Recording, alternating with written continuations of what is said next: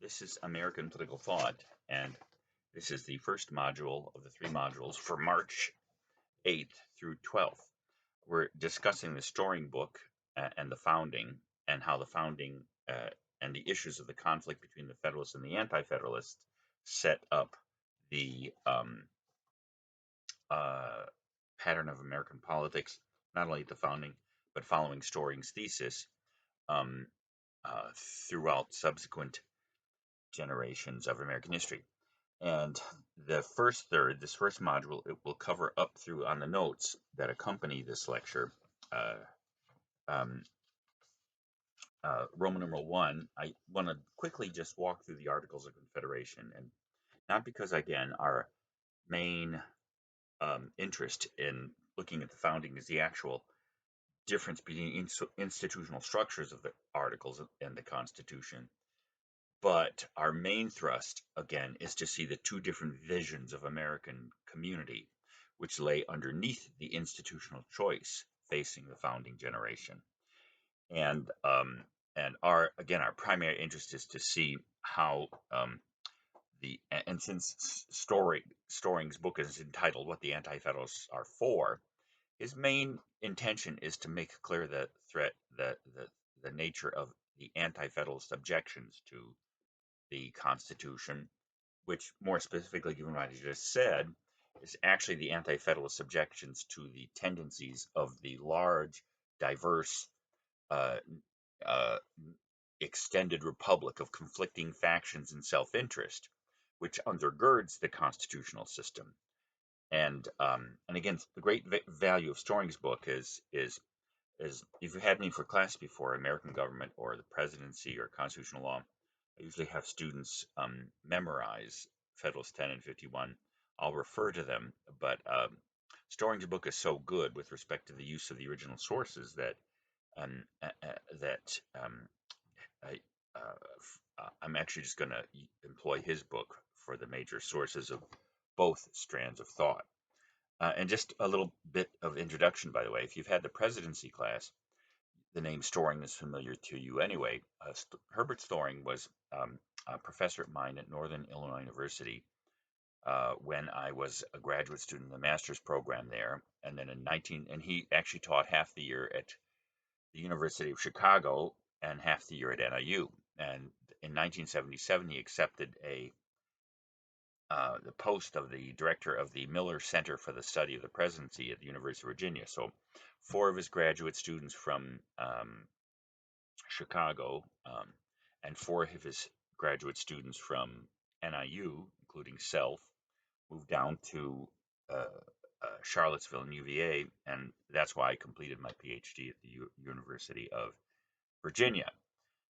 Although I got my master's in political science from NIU. With respect to Storing, the great tragedy for us was in the first week of classes in September of 1977, he died of a massive heart attack on the handball court in the first week of classes at the age of 49. And in our eyes, his death dealt an almost insuperable blow to scholarship on the presidency, the founding, and especially the political thought of the founding and constitutional law. Nevertheless, if you read the introduction, his student from the University of Chicago, Murray Dry, when Storing died, the massive 9-volume complete Anti-Federalist had been sent to the printer and was beginning the proofreading process. And also, Storing's footnotes were still in a pretty unrefined and crude thing. So Murray Dry really did a yeoman's work by completing the editing process and the footnotes, the massive amount of footnotes and cross references, and also references to original and archival material. So with that in mind, what you should have in front of you is the copy of the articles that I also appended to the email, which has the video link for this video and also the notes. And you should also have, for this segment, the comparogram. Again, this first third, I'm going to deal with an overview of the articles. More about that in a second. And then introduce Storing's book, his rationale for why we should resurrect the thought of the Anti-Federalists, etc.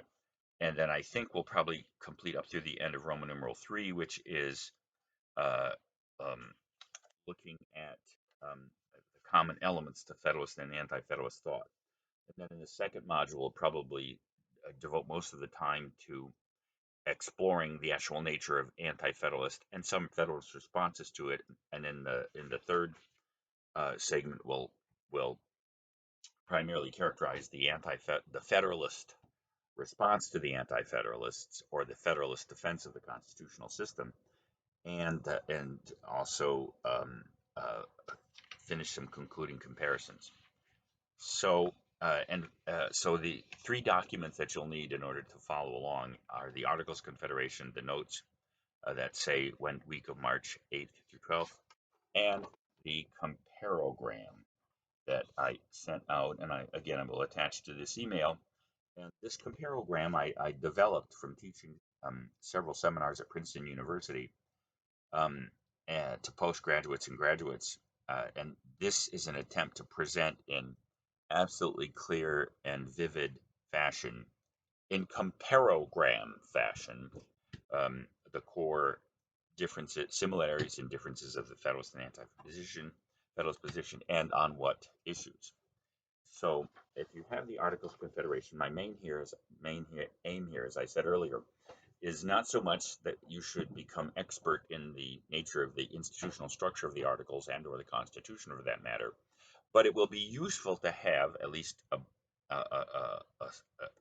summary awareness of the nature of the Articles of Confederation as the backdrop for exploring the nature of Anti-Federalist thought.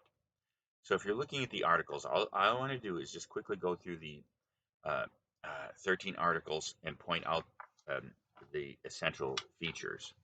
So note, of course, that there are 13 articles to the Articles of Confederation. I wonder why. And you could tell that the framers probably got better at writing founding documents when they finally got around to the Constitution, which I've quoted this quote in many times in my American government class and other classes by William Gladstone, that the Constitution of the United States was the most brilliant work of the mind, mangling the quote a little bit, most brilliant work of the mind of man ever struck off in a single time and place.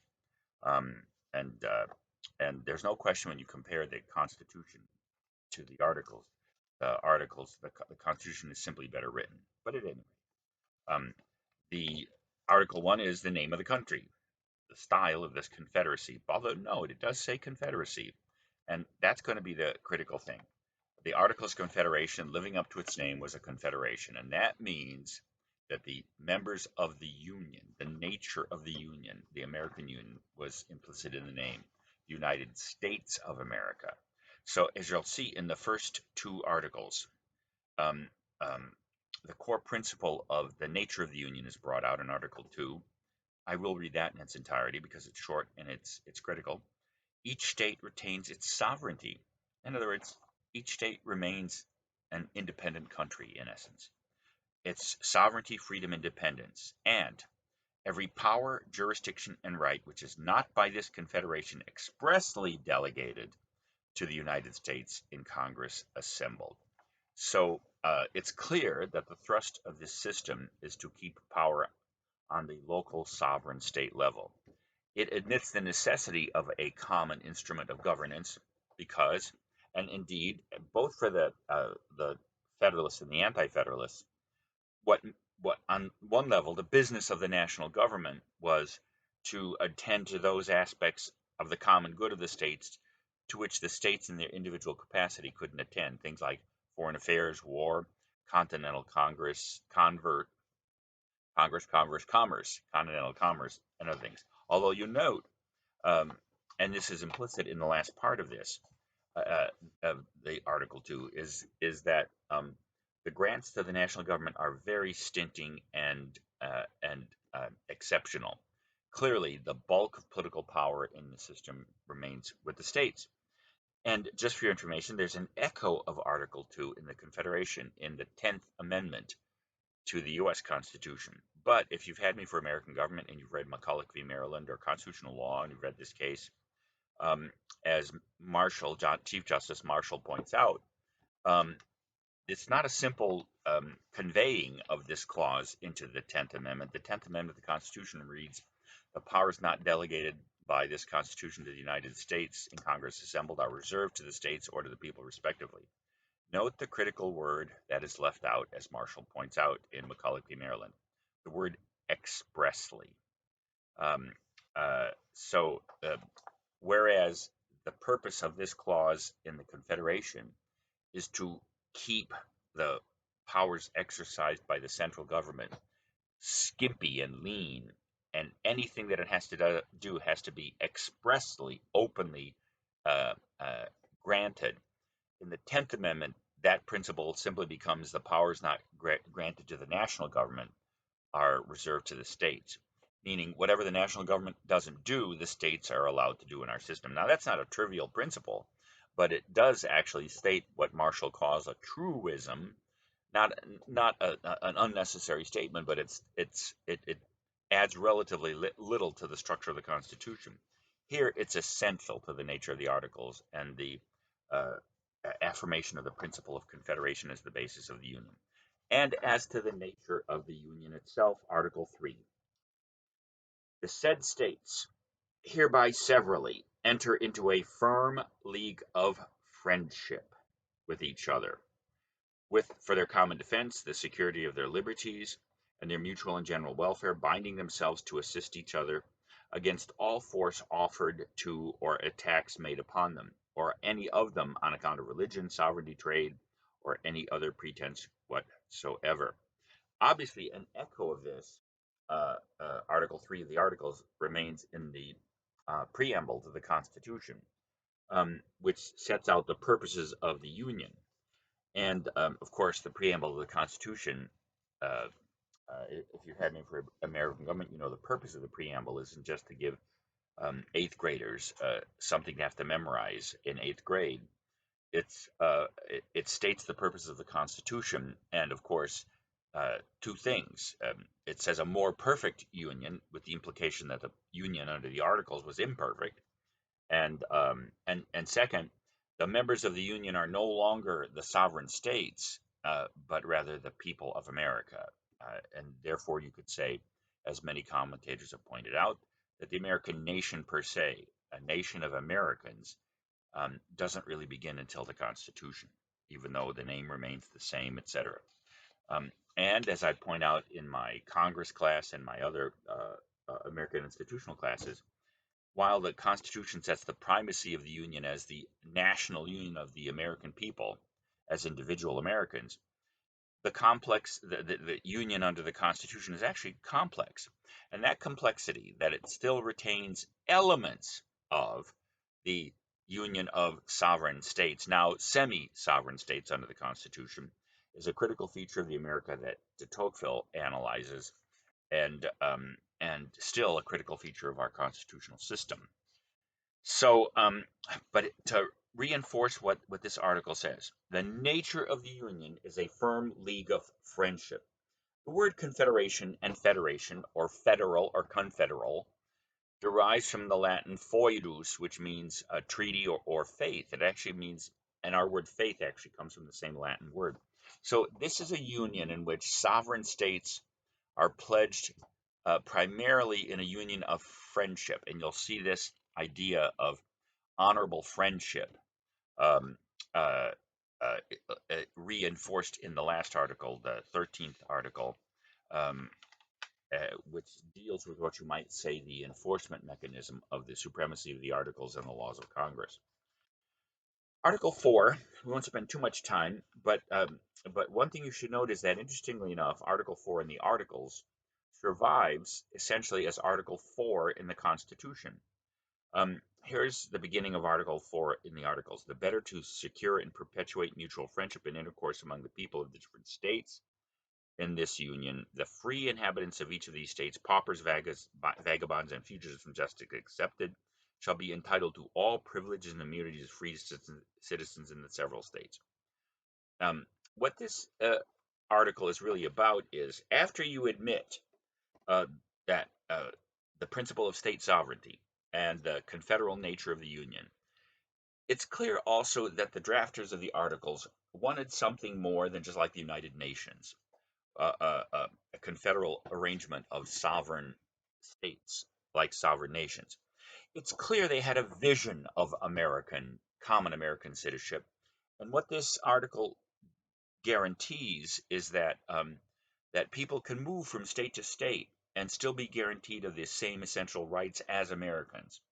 And this, what's called the Privileges and Immunities Clause, then survives in Article 4 with the same idea, because Article 4 in the Constitution regulates the relationships and obligations between the states in the constitutional system, and is resurrected one more time in the 14th Amendment after the Civil War. And we may talk about that more in the class.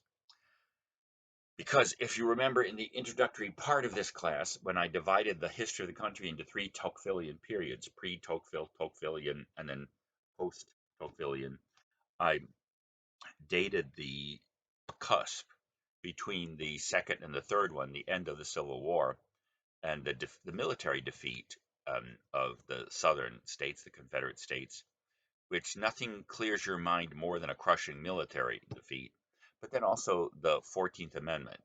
Not only the 13th Amendment, which abolished slavery in the states and in the United States, but the 14th Amendment, which secures the civil rights and privileges and immunities of the state citizens against their own state. This clause and Article 4 in the Constitution guaranteed rights to people from other states when they came into your state. The 14th Amendment, because of the black codes after the Civil War and the deprivation of civil rights of the former slaves, which is why the 14th Amendment was necessary, also, of course, to overturn Dred Scott, um, and to actually establish the definition of American citizenship itself by birth or by naturalization, which was not. The original Constitution was pretty complete, but it wasn't complete, and that's what the 14th Amendment did. So you can read the rest of Article 4 and compare it to Article 4 in the Constitution. You'll just see the similarity. Now, Article 5 then turns to the institutional and substantive management of the common affairs of the Union, of the states. Article 5, for the most convenient management of the general interests of the United States, delegates shall be annually appointed in such a mean. No state shall be represented in Congress, I'm going to skip a bit, by less than 2 no more than 7 members, and each state shall maintain its own delegates, and each state essentially gets 1 vote. The equality of states. So a state could send anywhere, it could make its delegation anywhere from 2 to 7 members. But the critical thing here is that each state only got 1 equal vote. And that's what affirmed its confederal character of the Union, and that the members were the states and not the people of the states or the American people. And so Article 5 creates the instrument that governs the common interest, the Congress of the United States, a unicameral legislature. And remember, it's the only national institution under the Articles. No executive branch, because of course they were afraid of a powerful national executive, which they had bad memories of King George and Caesar and Alexander and Attila the Hun and Joe the Dun. And Attila the Hun and Joe the Dun. I'm a poet and don't know it. With a rhyme every time, with iambic pentameter for my rhythmic parameter. All right. So essentially, what the Congress is, it exercised all the functions of government on the national level. None of the separation of powers that we've been talking about. That's, of course, that was a feature of the state constitutions, even though they generally made the legislative body supreme following the Lockean theory that we discussed. Oh, that was the Congress class. Sorry, scratch that last point. But so let's turn to Article 6. So again, what Congress is essentially a council of representatives of the equal sovereign states. Article 6 it survives as Article 1, Section 10 in the Constitution, because these are the limits. So see how the Articles proceeds. The name of the country, the essential principle of state sovereignty, and the nature of confederal relationship as a firm league of friendship, common floor of citizenship among the states to encourage continental um, uh, uh, uh, travel and again clearly the implication of a floor of American citizenship, even if only imperfectly recognized, given the um, sovereign nature of each state. By the way, I think you could say this that it's the Confederation, the Articles of Confederation creates a union somewhat up to, but not quite including the European Union at this point in time.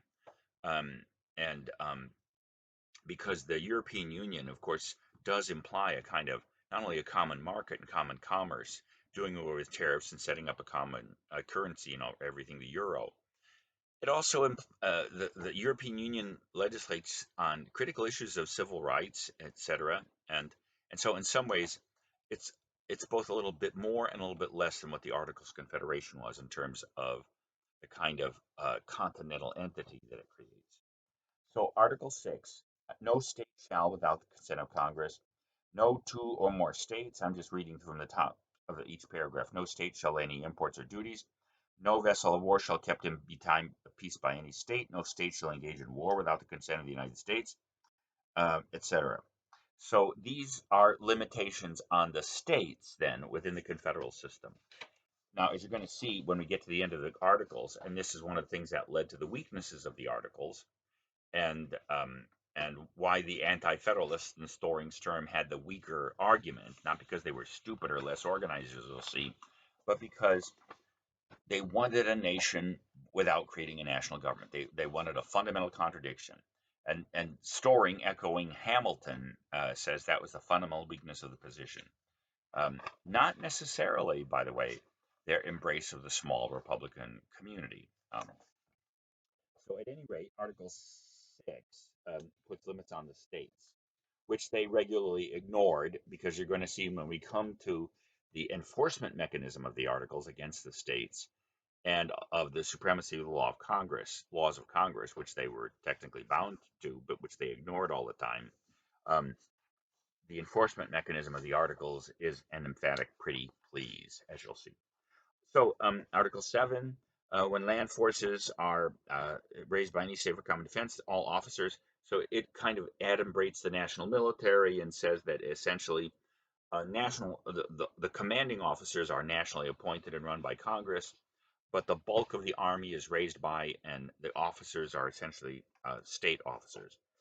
Article 8, all charges of war and all other expenses shall be incurred, shall uh, Congress assembled shall be defrayed out of a common treasury, which shall be supplied by the several states in proportion to the value of land being these states granted or surveyed for any person. And so technically Congress could lay taxes, but what they really were recommended contributions by the states, which again the states regularly failed to pay, and which is why the articles, like the UN, was continuously broke, because unlike the UN, where the U.S. pays 1/4 of the UN's budget, um, there was no generous state that stepped in and funded the thing, and hence that's one of the great weaknesses of the articles. It was financially inept and always broke. Article 9, and these are the essential operation of the national powers under Congress. The United States and Congress assembled shall have the sole and exclusive right of power of determining peace and war, regulating commerce, appeals to conflicts between the states. Now I'm summarizing past fairly quickly because this is in some ways the longest article. Um, and um, uh, and then coining money, etc. And then towards the end of or the long section of Article 9, um, you'll see another institution is adumbrated and contemplated. The United States and Congress assembled shall have the authority to appoint a committee to sit in the recess of Congress, to be denominated a committee of the states, and to consist of one delegate from each state, and to appoint other such committees and officers. So clearly, the drafters of the articles knew that, like most legislative bodies, Congress would not be in session all the time, and that it needed some kind of smaller supervisory or executive body. Now, one of the things that's clear from the articles, um, let's go to Article 10 because it confirms the mode of proceeding of implied in Article 9. The committee of the states, or any 9 of them, shall be authorized to execute in the recess of Congress such as the powers of Congress as the United States in Congress assembled by the consent of the 9 states. So both Articles 9 and 10, which set up the essential structure and operation of the national government under the Articles, requires a 9-state majority to pass any law or measure. Article 11, Canada. Oh, Canada, though not the USA. Oh, Canada, we love you anyway. A graduate student friend of mine in graduate school rewrote the Canadian anthem to reflect its true position as a wannabe American state. And Article 11 addresses Canada. Article 12, the bills of credit and debt or contracted by the authority of Congress before the assembling of the United States, uh, in other words, for the running of the war, because don't forget the articles were proposed in 1777, a year after the drafting of the Declaration and the Declaration of Independence, um, and were not ratified until 1781, which was also the last year of the war. So um, the um, uh, so this article makes sure that any debts or costs incurred from the Second Continental Congress, which declared war uh, and declared independence, would be applied to the formal United States. This survives in Article 6, which says that any debts under the Confederation are valid under the Constitution, etc. Article 13. Every state, and here's what I mean when I say the enforcement mechanism of this firm league of friendship, is a pleasant request to abide by it. Every state shall abide by the determination of the United States in Congress assembled on all questions by this confederation submitted them. And the articles of this confederation shall be inviolably observed by every state, and the union shall be perpetual. So, and then some other nice things. So, in essence, the confederal nature of the union is confirmed not only in the principle of state sovereignty, but the enforcement mechanism of the Confederation.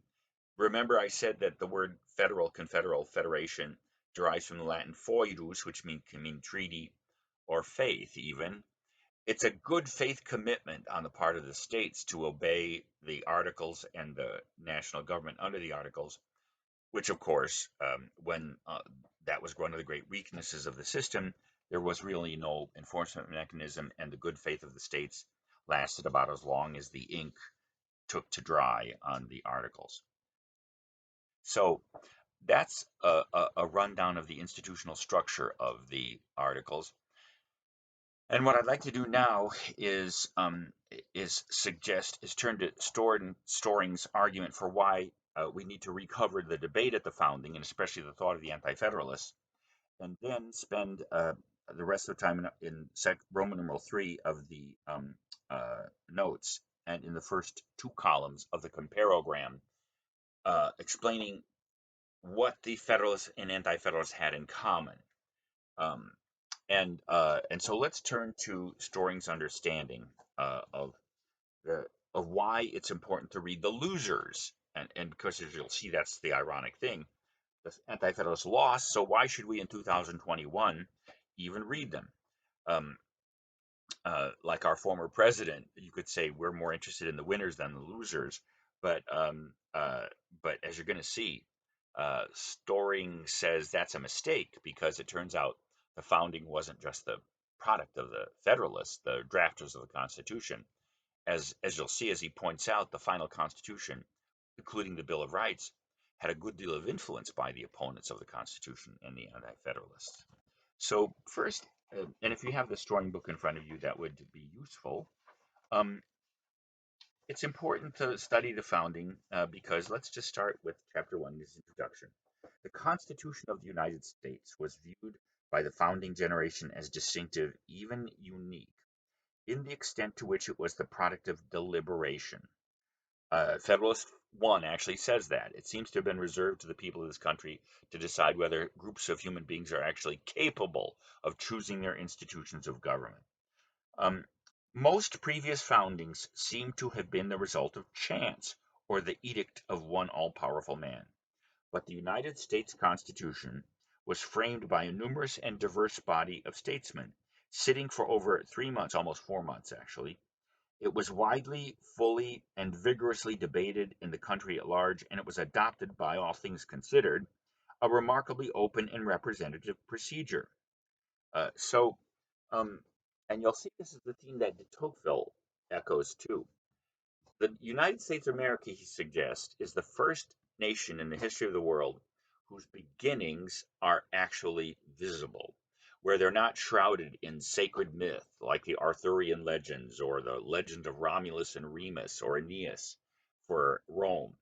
Um, the United States of America, going back to sort of the Cropsian point that we have a parchment regime, it's almost as if when you were born and as you grew through your stages of infancy, your parents had trained a video recorder on every process of your emergence from your mother's womb and everything in the first couple of years of your toddlership.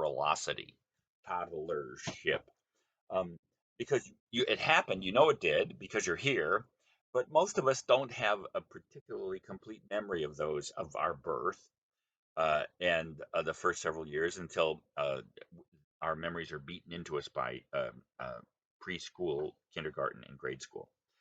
So, and in a way, Storing does want to remind you of the magnificence of the American founding.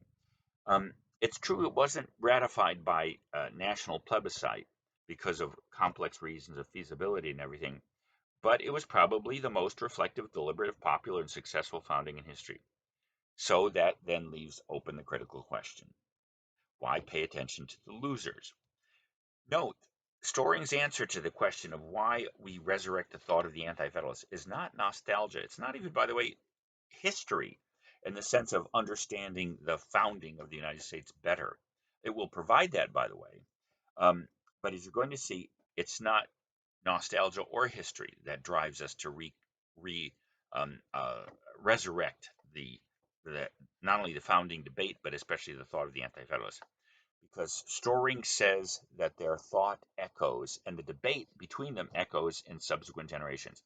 The real reason for recovering the founding debate, according to Storing, is so that we can understand ourselves better and our politics better, both over our history and now. And that, as he says throughout the book, it's the anti-federalist reservations about the great experiment of the Constitution that resonate to history. Not, for instance, the obvious thing about the Civil War, which was an attempt to, on the part of the southern states, to restore or reaffirm the confederal basis of the Union, as if they didn't quite understand what happened, as Lincoln argued, by the way, that the southern states didn't quite understand the nature of the Constitution. It was no longer a confederal union.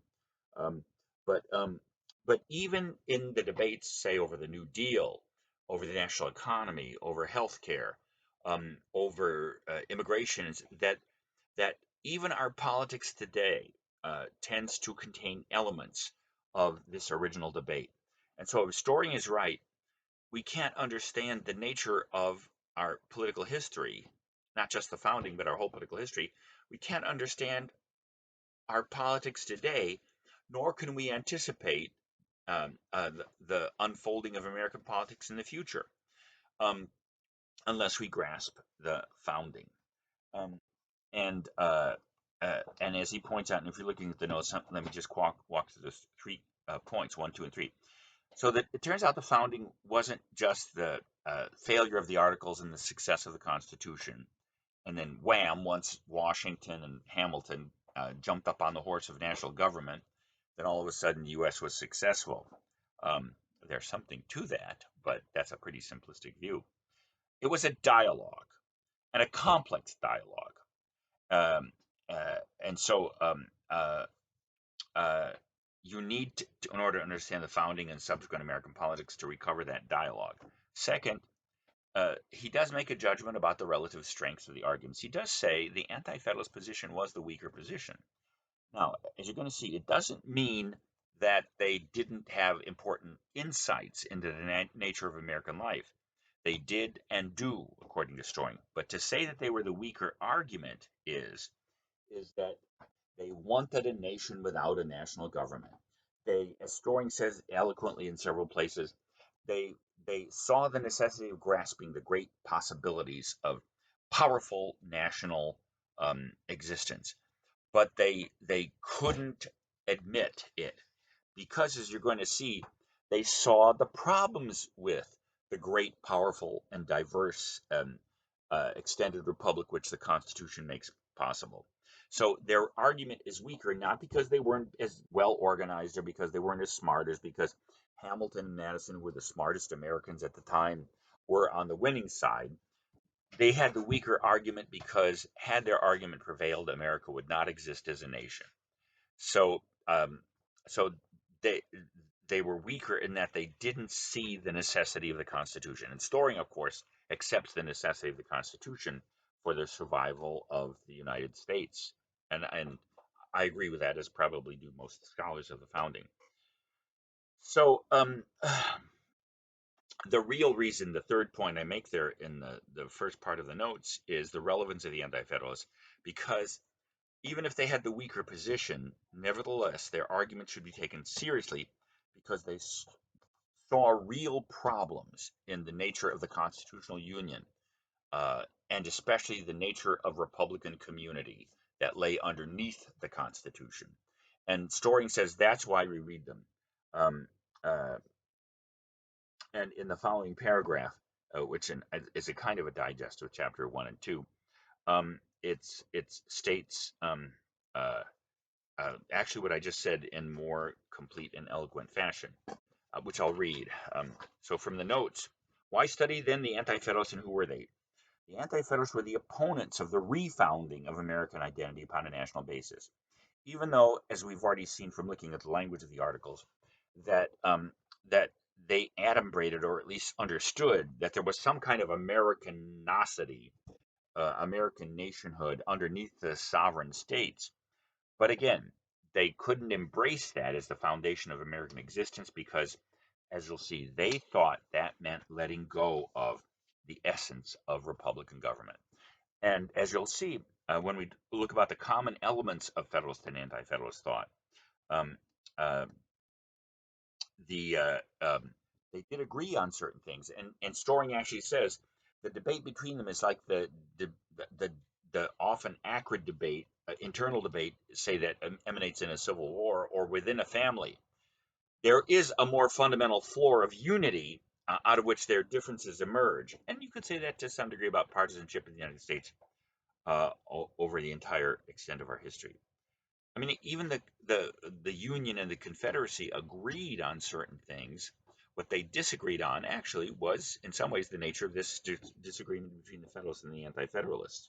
So, what I'd like to, and by the way, if you're looking at Roman numeral 3 on the notes, he does want to point out that in some ways we have to remember, because sort of in the critique of capitalism and the free market that has emerged on the left since the progressive era at the turn of the century and the New Deal, etc., we have a tendency to, and our political terms of liberal and conservative are problematic on their own right, let alone in, say, describing the Supreme Court or the founding. But Storing does want to point out that, strictly speaking, the Anti-Federalists were conservatives, primarily because they were attached to the existing world order. And they objected to the Constitution on the grounds that it was a novel system of government, never quite, that it contained ideas that had, and it was a dangerous experiment that had never actually been tried. And by the way, that was true. And both the Federalists and the Anti-Federalists agreed that the Constitution contained elements of utter novelty in political life. Um, for instance, the very existence of a huge national republic. You'll see that in the thought of the Anti-Federalists and in most Republican thinking in human history up till 1787, the argument that you could have such a thing as a huge and extensive nation with a genuine Republican form of government was rejected. It's not that there hadn't been large and huge governments and powerful governments like Rome or China or the Aztecs or Mayans or the Zulu Empire or Alexander, but they'd been empires resting upon dictatorial governing force and military power. So the Anti-Federalists in this debate were the conservatives in that they thought that the Constitution was too untested and too new, and that it would in fact lead ultimately to the undermining and eventual destruction of the American experiment in liberty launched by the Declaration of Independence. All right, it's 40 minutes, so I'm going to actually end this module right now. And in the second module, what we'll do is begin with that common floor of agreement. And for that, you'll need the comparogram and the notes. And especially what I want to do is I'll walk you through how I constructed the comparogram and how it reveals the essence of what Storing reports for us in what the Anti-Federalists are for and the nature of the founding debate.